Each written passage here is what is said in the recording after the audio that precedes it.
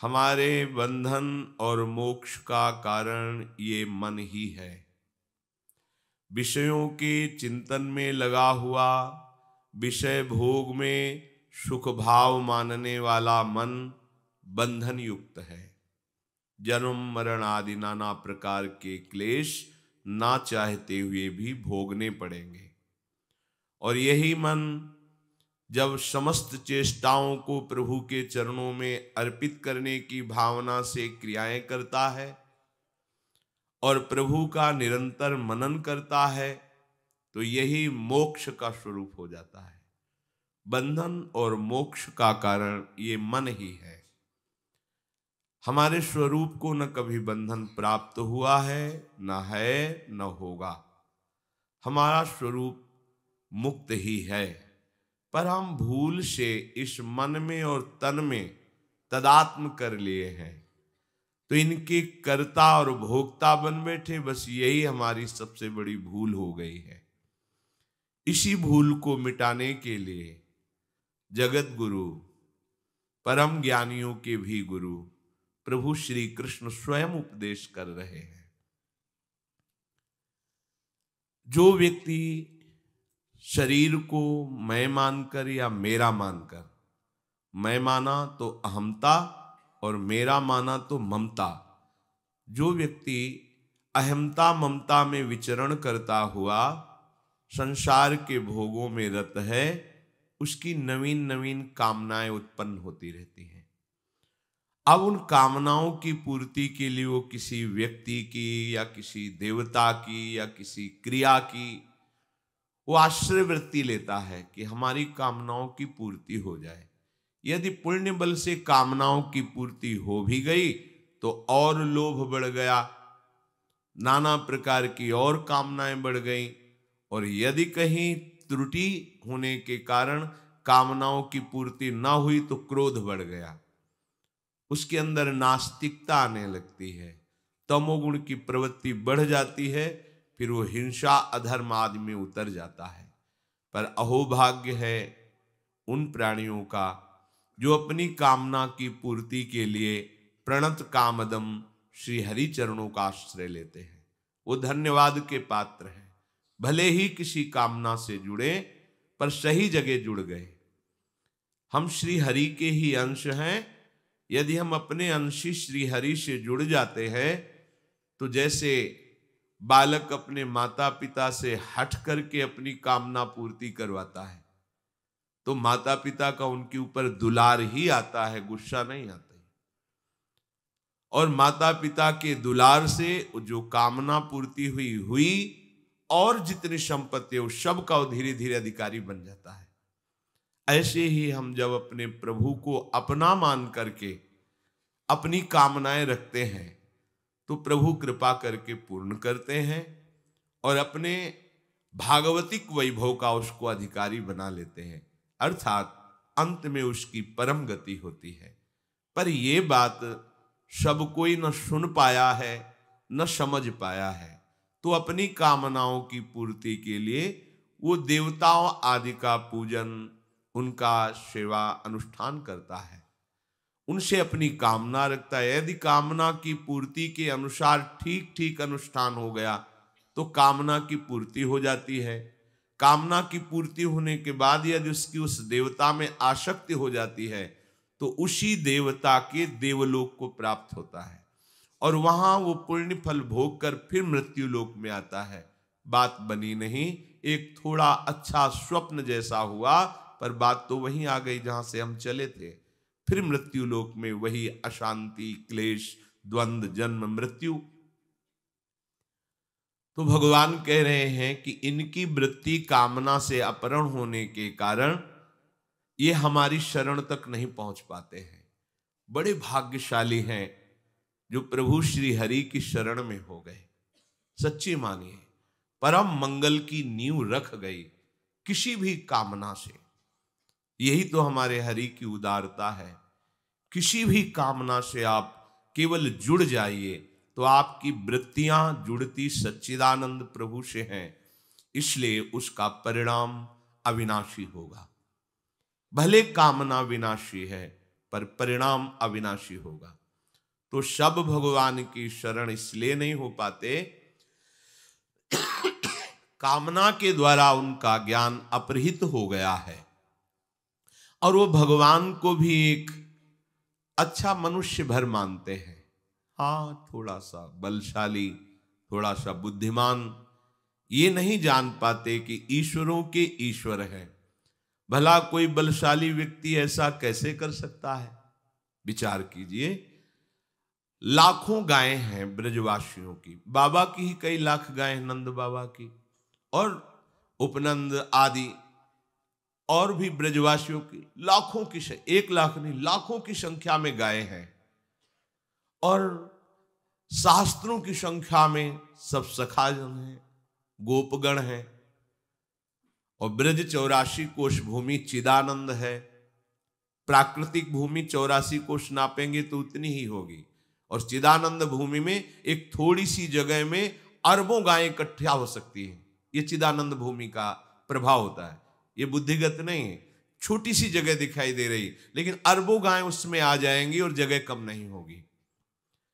अब सब गायें, गोपगण, सखागण जंगल में गाय चरा रहे थे। अचानक बांस के घर्षण से आग लग गई। इतना आग लगी कि चारों तरफ से वायु के प्रवाह से घिर गए। गाय, बछड़े, सखा, गोपगण सबने प्रभु को पुकारा, क्योंकि सबके आश्रयदाता श्री कृष्ण है। हे कृष्ण, हम इस दावानल से भस्म हो रहे हैं, आप केवल आप ही बचा सकते हो। बड़ी बड़ी लपटें जंगल में और वायु के प्रवाह से चारों ओर से आग दौड़ती आ रही। भगवान ने एक शब्द कहा, तुम सब अपनी आंख मूंद लो।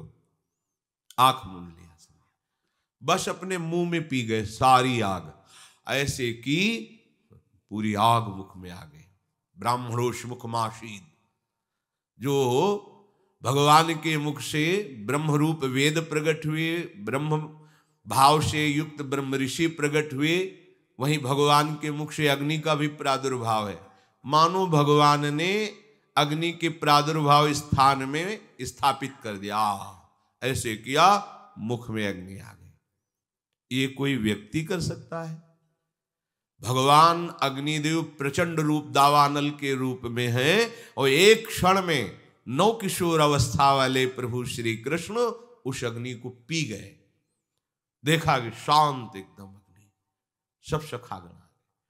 एक बार ऐसे और मुंजा टवी में आग लग गई, मूंज के वन में। सबने पुकारा, भगवान ने कहा आंख मूंद लो, घबराओ मत। दूसरे ही क्षण में सबने देखा वंशीवट की छाया में विराजमान है। योग माया अचिंत शक्ति संपन्न है, जो भगवान की एक शक्ति है, ऐसे अनंत शक्तियों से संपन्न भगवान है।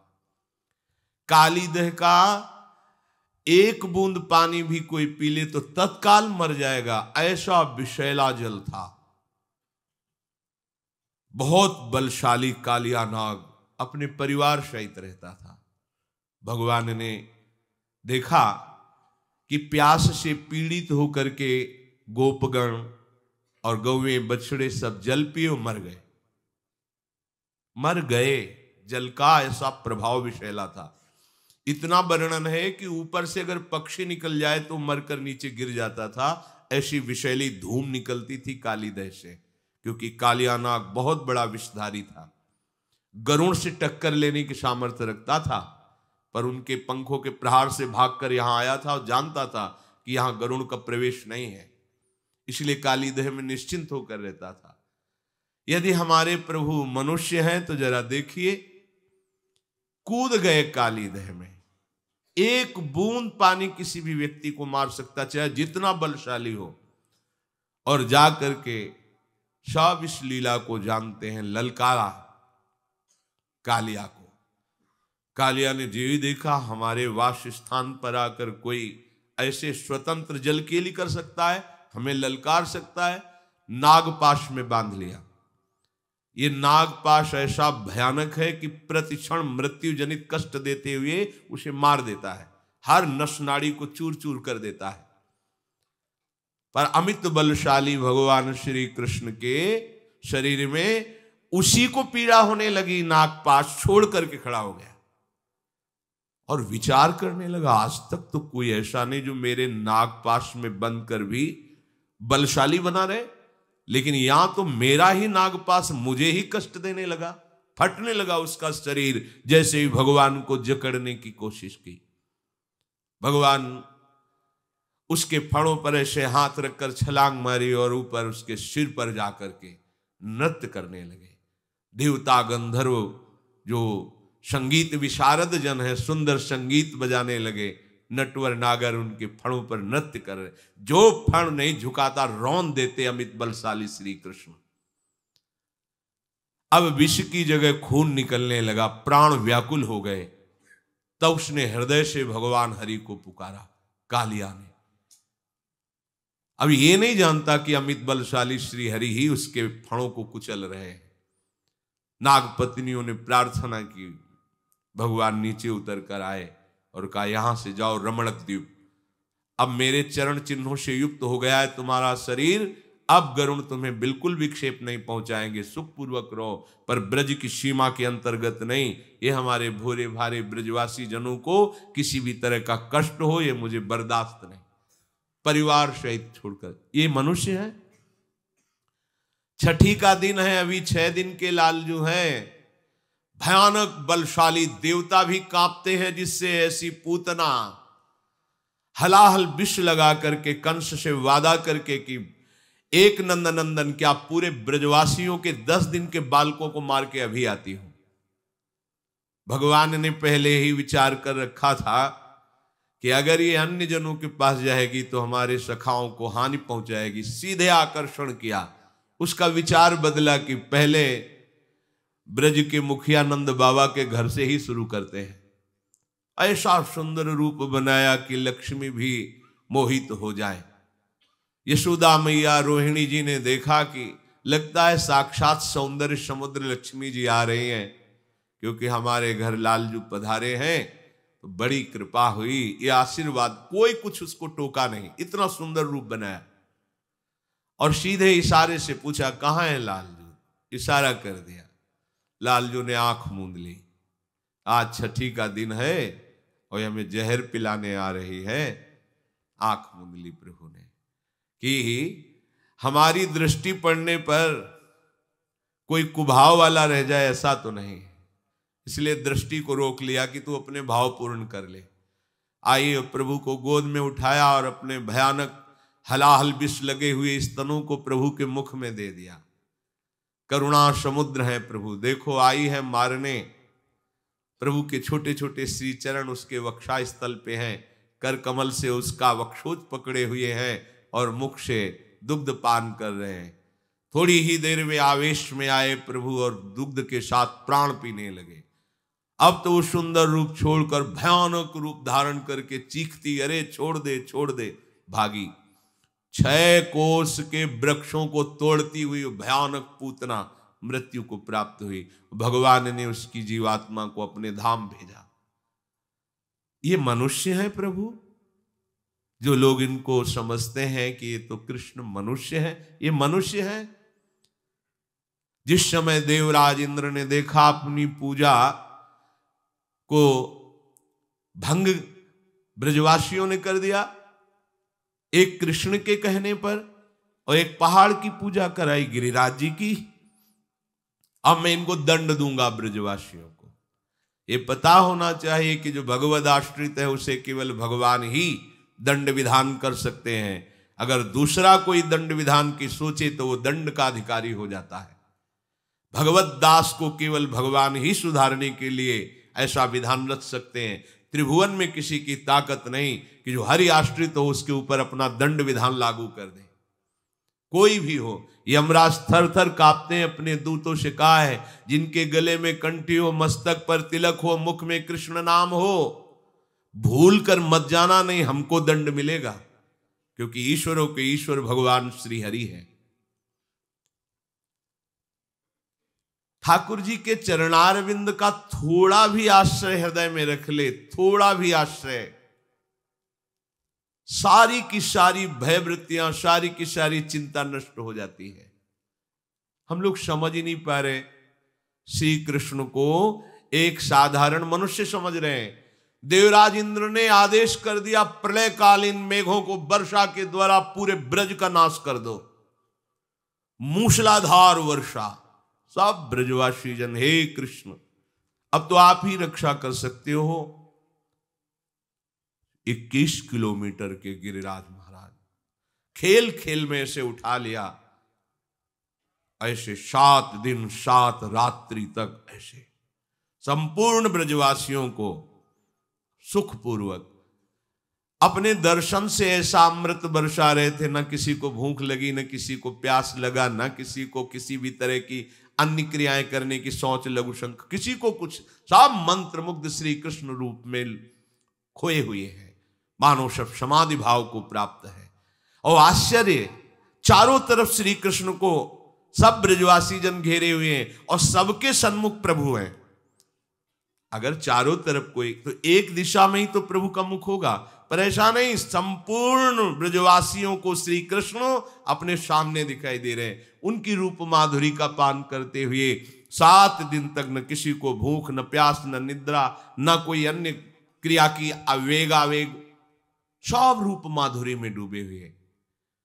ऊपर से वर्षा, एक बूंद पानी गिरिराज जी के नीचे नहीं गया। हार गया देवराज इंद्र आकर चरणों में। ये मनुष्य है श्री कृष्ण, विचार करो।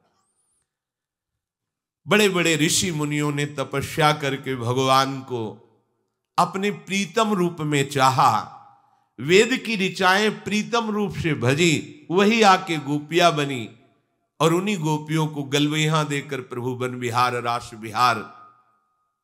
ये श्री कृष्ण मनुष्य है, इनकी मनुष्यकृत लीला है। बस ये जो बुद्धि माया के द्वारा अपहृत हो गई है, इसीलिए प्रभु श्री कृष्ण की इन महामहिम लीलाओं को सुनने के बाद, पढ़ने के बाद भी ये बात समझ में नहीं आती।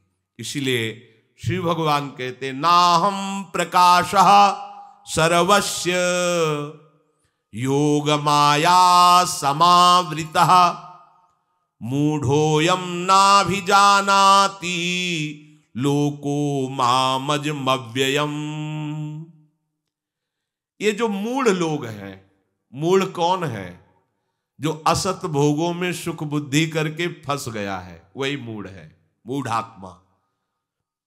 मूढ़ता यही है कि श्री हरि भक्ति रूपी सुरसरी धारा का त्याग करके क्षुद्र भोग ओष कण से हम प्यास बुझाना चाहते, यही मूढ़ता है। श्री हरि सबके समुद्र हैं, ऐश्वर्य के भी हैं, वैभव के भी, माया के भी, ज्ञान के भी, प्रेम के भी, जो चाहिए इनको छोड़कर अन्य आश्रय, ये मूढ़ता है। प्रभु कह रहे हैं ये जो मूढ़ मनुष्य समुदाय है, मूढ़ोयम नाभिजानाति, ये लोग मेरा परिचय नहीं जानते। बड़े भाग्य हैं जिनको भगवत चर्चा सुनने को मिलती, भगवत चर्चा करने को मिलती है, भगवान नाम जपने का अवसर मिलता, ये बहुत बड़े भाग्य है। बिना कृपा के संभव नहीं। माया ऐसी बलवान है। एक बार गंगा किनारे एक महात्मा मिले थे, उन्होंने कहा कि बेटा ये भगवान और सरकार कभी मत बनना, नहीं ये माया सरका देगी। बिल्कुल सीधे शब्द थे उनके। ये भेष रख के केवल प्रभु के चिंतन में समय व्यतीत करना, कभी अपने को भगवान या सरकार ये कहलाने में अच्छा लगने लगे तो जान लेना माया समेट लेगी। और माया का अधिकार भगवद विस्मरण कराना है। प्रपंचियों को भगवद स्मरण करने का समय ही माया नहीं देती है। इसलिए सदैव अपने चित्त वृत्ति को अन्य नाम रूपों से हटाकर अपने आराध्य देव में निरंतर लगाना। जो तुम सोचोगे वही बन जाओगे, जो बनना है वैसा ही सोचो, ऐसा उन्होंने उपदेश किया था। अगर अपने चित्त वृत्ति को हम प्रभु में लगाएंगे तो प्रभु अपना पर्दा हटा देंगे। नाहम प्रकाशा सर्वस्य योग माया समावृता। मैं अपने को इसलिए प्रकाशित नहीं होने देता कि ये मूढ़ लोग जो विषयों में फंसे हैं, ये मेरे को जानते ही नहीं, मेरे को पाने की लालसा ही नहीं रखते, तो मैं योग माया की चादर ओढ़कर इन्हीं के सामने घूमता हूं। हैं यही है, हमारे पास है, ना हम प्रकाशा, देख नहीं सकते तुम। सर्वस्व योग माया समावृता, मैं योग माया से अच्छी तरह अपने को ढक कर इन्हीं सबके रूप में विचरण करता हूं, सबके बीच में विचरण करता हूं। किसी सूझ वाली आंख ने पहचान की, कण कण में झांकी भगवान की। मैं अच्छी तरह योग माया से ढका हुआ इनके सामने ही घूमता हूं। ये मुझे अज अविनाशी नहीं मानते, नहीं जानते, इसलिए इनके सामने रहता हुआ भी ये मुझे नहीं देख पा रहे। मूढ़ोयम नाभिजानाति लोको मामज मव्ययम, मैं अज हूं, अविनाशी हूं। अज माने जन्म रहित। भगवान जन्म नहीं लेते, भगवान प्रकट होते हैं। कहीं भी देखना, जहां भगवान का प्रादुर्भाव होने की बात आती है तो पहले भगवान अपने हरि रूप में प्रकट होते हैं, फिर उनकी प्रार्थना से तत्काल बाल रूप होकर उनकी गोद में विराजमान हो जाते हैं। चाहे कंस कारागार में देख लो या चक्रवर्ती सम्राट महाराज दशरथ जी के महल में देख लो, प्रभु उनके सामने अपने वैभव संपन्न स्वरूप से प्रकट होते, हरि रूप से। और फिर जब उनकी प्रार्थना होती, माता पुनि बोली सोमति डोली तजहु तात ये रूपा, कीजय शिशलीला अति प्रियशीला जो सुख परम मनूपा, तो सुनि बचन सुजाना रोदन ठाना होई बालक स्वरूपा। उसी समय बाल रूप हो जाते हैं। लाडली जू के प्रादुर्भाव का भी आता है, तो कमल में प्रकट लाडली जू, और जब गोद में माँ की जाके विराजमान किया शिव वृषभान, तो उनको ऐसा भान हुआ मेरे से ही प्रकट हुई। पर लाडली प्रभु कभी गर्भ में रहकर जैसे साधारण जीव जन्मते हैं ऐसे नहीं जन्मते, वो प्रकट भय प्रकट कृपाला, प्रभु प्रकट होते हैं। मैं आज हूं, अजन्मा हूं, मैं जन्म नहीं लेता, प्रकट होते हैं। और अविनाशी हूं, अर्थात जन्म मरण रहित भगवान का श्री विग्रह है। जो भगवान का देह है, ये जो हमारा पांच भौतिक देह है मायाकृत, इसी में काम होता है, इसी में क्रोध होता है, लोभ होता है, मोह होता है, मद होता है, मत्सर होता है। चिदानंद में नहीं होता, संभावना ही नहीं है, ये पांच भौतिक रचना में होता है। अब बेचारे मूढ़ लोग नहीं जानते तो अन्य भावनाएं प्रभु पर आरोप करने लगते। जब पता ही नहीं तो ये बातुल भूत विवश मतवारे ते नहीं बोले बचन विचारे, तिनकर कहा सुनी नहीं काना। ये कोई सुनने लायक इनकी बातें अज्ञान की धरा में स्थित है। जब मैं अवतार लेता हूं तब अजन्मा होते हुए भी जन्म की लीला करता हूं। भय प्रभु भय, आज कृष्णाष्टमी, आज राधा जन्माष्टमी मनाते हैं, प्रभु प्रगट भय। मैं अव्ययात्मा सर्वत्र व्याप्त हूं, फिर भी अंतर्ध्यान की लीला करता हूं। जैसे सूर्य उदय होता है और अस्त होता है तो तुम्हारे नेत्रों के कारण सूर्य अस्त और उदय नहीं होता, कभी सूर्य अस्त उदय नहीं होता। सूर्य घूमकर जब जाते हैं तो ऐसे विशाल विशाल पर्वत है, वो अन्य कभी यहां रात्रि है, देखो कहीं दिन होगा, इसी भूतल पर पता लगा लो तो इसी समय दिन होगा। जब यहां सायं होने जा रही तो कहीं किसी जगह प्रातः काल होने, मतलब सूर्य अस्त नहीं होता, वो तो हमारे नेत्रों का, हमारे नेत्रों से दूर हो गए तो हम समझते हैं कि सूर्यास्त हो गया। ऐसे ही भगवान कभी अंतर्ध्यान नहीं होते, हमारे सामने रहते, पर हमारे नेत्र योग माया के कारण देख नहीं पाते। मेरे जन्म मरण रहित इस चिदानंद स्वरूप को ये असमूढ़ लोग, ये मूढ़ लोग नहीं जानते। जो असमूढ़ है वही इसको जानते हैं, जिसकी मूढ़ता नष्ट हो गई। मूढ़ता कहते हैं भोग प्रियता को, देह प्रियता को, मान बड़ाई, ये सब असमूढ़ता, जिसको केवल भगवत चरणारविंद से प्रीति है। जो मेरे को साधारण प्राणी मानते हैं, जन्मने मरने वाला मानते हैं, वो मूढ़ जन मुझे कभी नहीं देख पाएंगे। प्रभु को अज अविनाशी ना मानने का कारण है जो हमारा प्रभु के साथ संबंध उसे स्वीकार न करना। हमारा स्वाभाविक प्रभु के साथ संबंध है, हम प्रभु के अंश हैं, प्रभु हमारे अंशी हैं।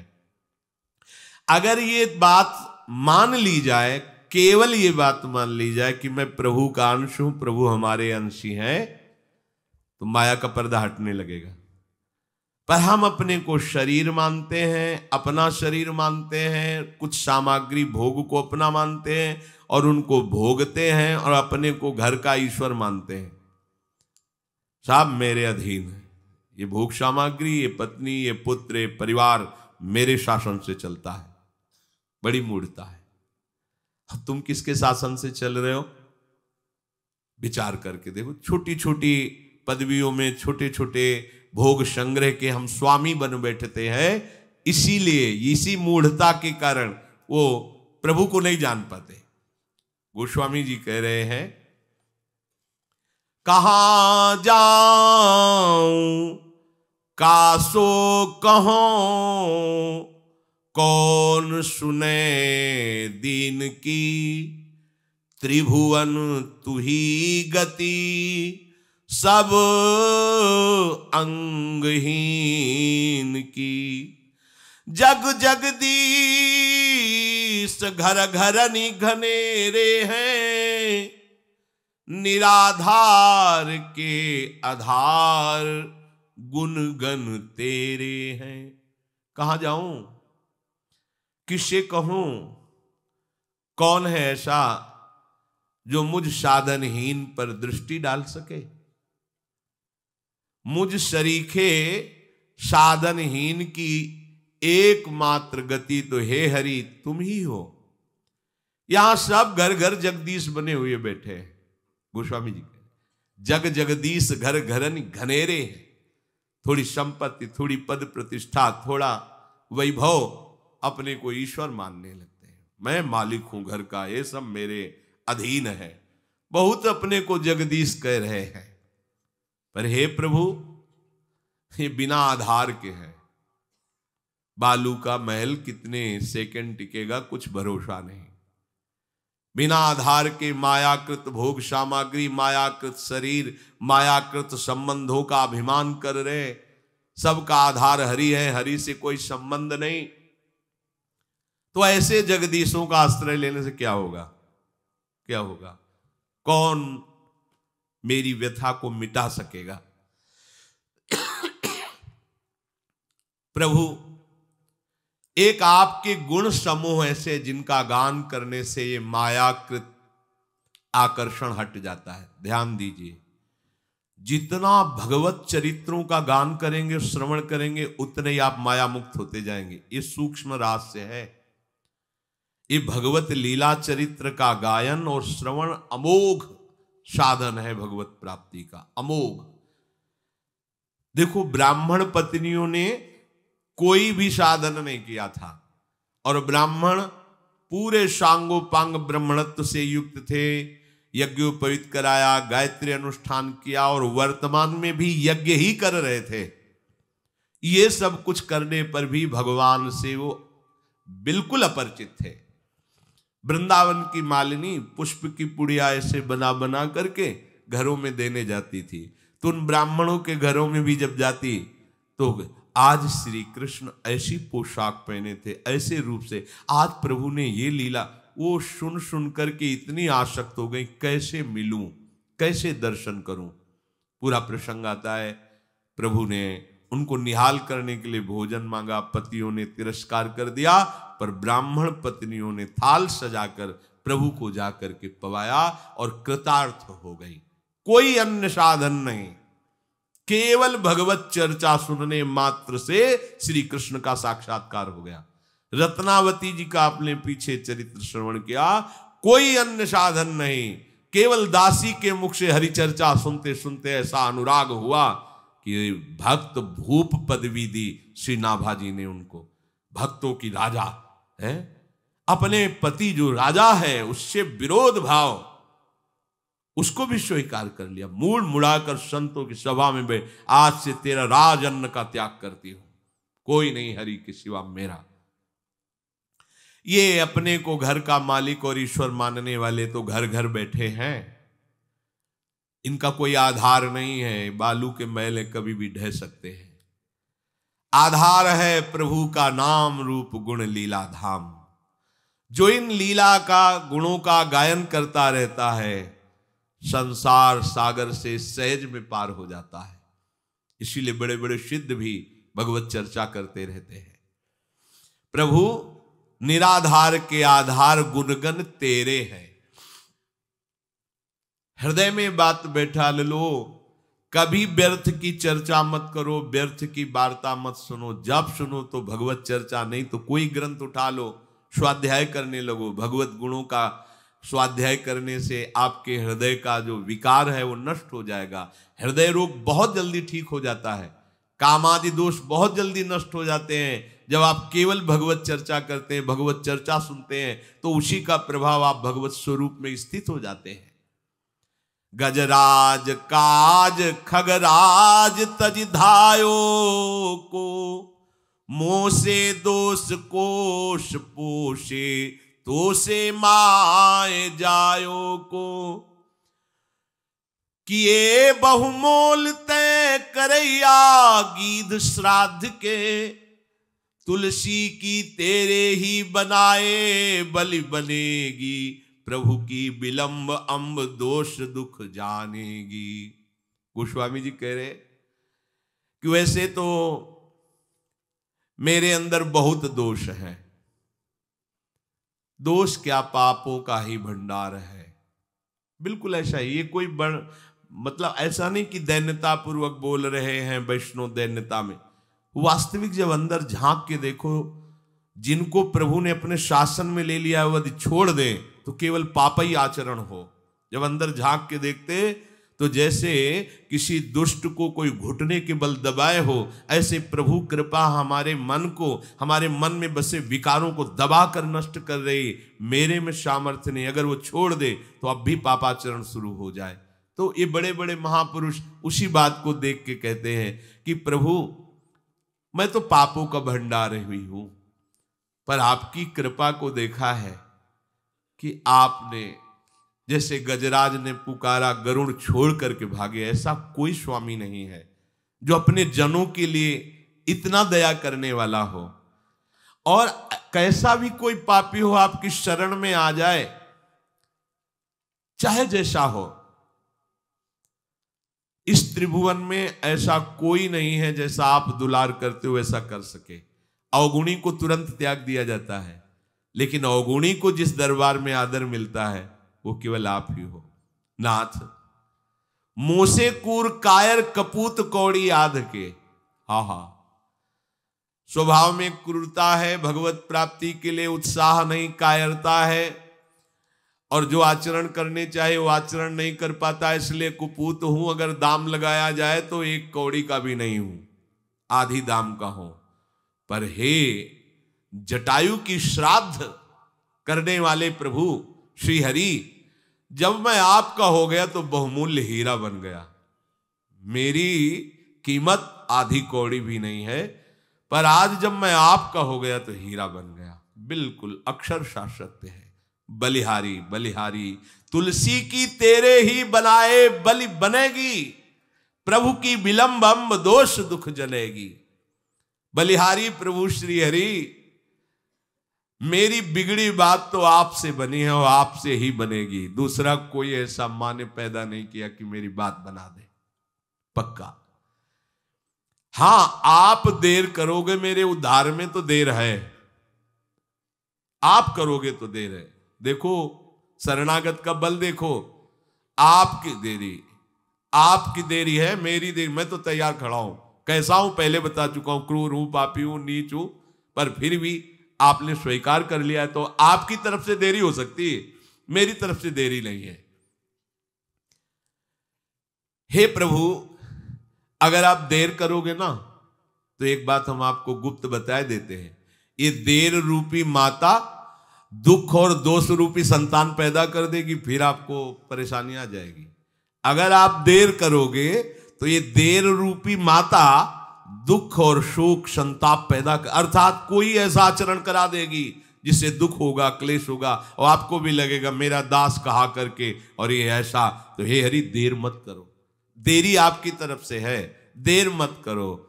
आप कृपा करके शीघ्र मुझे अनुभव करा दो कि आप मेरे हृदय में बैठे हो, आप अनुभव करा दो कि आप हमारे साथ हो। नाथ मैं समस्त दुखों से मुक्त हो जाऊंगा जिस क्षण ये अनुभव होगा।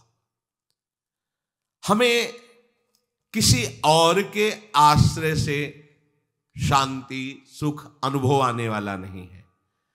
पर हम प्रभु को इसीलिए नहीं जान पाते कि भोगों की तरफ वृत्ति है तो मूढ़ता छाई हुई है। ना हम प्रकाशा सर्वस्य योग माया समावृतः, सबके सामने रह करके भी मैं अपने को छिपाए हूं, प्रकट नहीं दिखाई देता हूं, क्योंकि मैं योग माया का पर्दा लगाए हुए हूं। स्पष्ट कह रहे हैं। जो मेरी शरण में आ जाता है, चाहे जितना साधारण हो, चाहे जितना साधारण हो, मेरी शरण में आ जाता है और मुझे पुकारता है, और मैं जब देख लेता हूं कि इसको मेरी चाह है, प्रश्न करने की जरूरत नहीं कब भगवान मिलेंगे। वो कह रहे हैं मैं देख रहा हूं तुम्हें।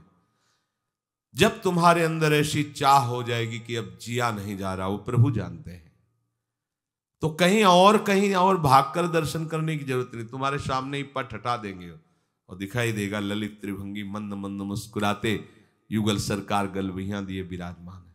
आपको दिखाई देगा। निकष कुंज ठाढ़े भये भुजा परस्परंश। ये लोग जो मूढ़ जन हैं, जब मुझे जानते नहीं, मुझे मानते नहीं, मुझे पुकारते नहीं, मेरी चाह नहीं, तो मैं कैसे इनके सामने प्रकट हो जाऊं? विचार कीजिए। इसीलिए भगवान अपने को दुर्लभ साबित कर रहे हैं।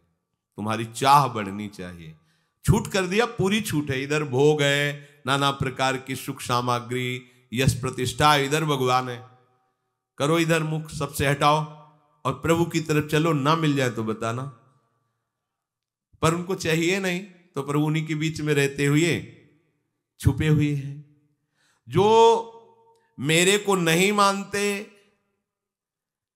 मेरे को नहीं जानना चाहते, मेरे को नहीं पाना चाहते, मैं उनके सामने कैसे प्रकट हो जाऊं? इसलिए मैं योग माया का पर्दा लगा करके संपूर्ण प्राणियों का महान ईश्वर होते हुए भी वहां रहता हूं। है, सबके पास है, सबके संग हैं, सब में हैं, सब जगह में हैं। जैसे दूध के रेसे रेसे में घी है, पर युक्ति से निकाला जाता है।